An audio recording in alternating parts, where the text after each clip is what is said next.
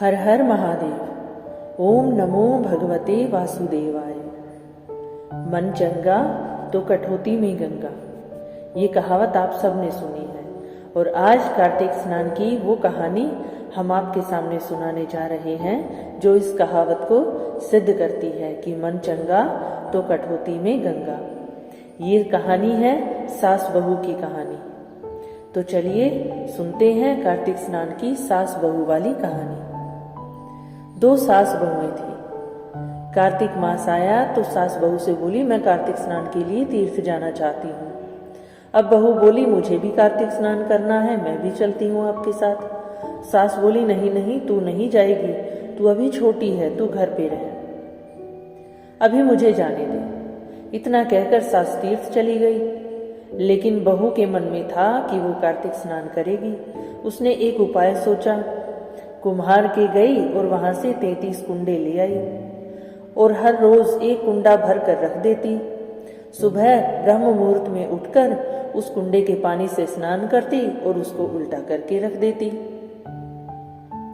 उधर सासू जी गंगा स्नान कर रही थी।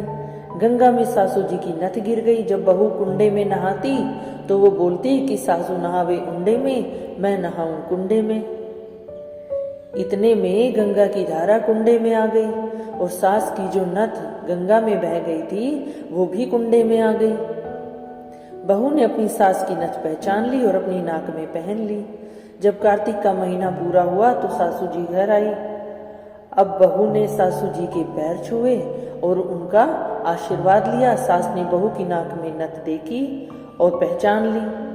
बोली, तू ये कहाँ से लाई? बहू बोली, ये तो मेरे कुंडे में गंगा की धारा के साथ आ गई। सास बोली, गंगा की धारा के साथ? बहू बोली, हाँ। इतना सुनकर सास ने बात टाल दी और बोली कि मुझे ब्राह्मण भोज करना है। तो बहू बोली, सासू जी 2 ब्राह्मण मेरे भी जिमा दो, मैंने भी कार्तिक स्नान किया है। आपने गंगा जी में किया, मैंने घर पे रहकर किया। तो सास बोली, तूने कार्तिक स्नान किया? कैसे किया? तो इस पर बहू बोली, ऊपर चलो आपको बताती हूँ कि मैंने कार्तिक स्नान कैसे किया।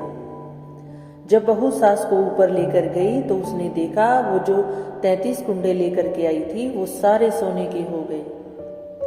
बहू बोली, सासू माँ, मैं हर रोज एक कुंडा भर कर रखती, सुबह जल्दी उठकर नहाती और उसे उल्टा करके रख देती। ये वही सारे 33 कुंडे हैं। तो सासू जी बोली, हे बहू, तू तो बहुत भाग्यवान है जो साक्षात गंगा जी तेरे पास आ गई। तूने इतनी श्रद्धा और विश्वास से कार्तिक स्नान किया कि गंगा मैया खुद तेरे पास आ गई और भगवान ने तुझे ऐसा फल दिया। दोनों सास बहू ने धूमधाम से ब्राह्मणों को जिमाकर दक्षिणा देकर विदा किया। हे भगवान, जैसा सास बहू को दिया वैसा सबको देना।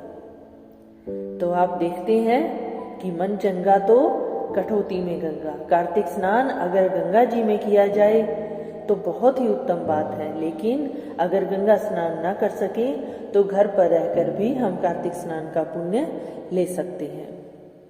कार्तिक स्नान की ये कहानी यहाँ समाप्त होती है। हर हर महादेव।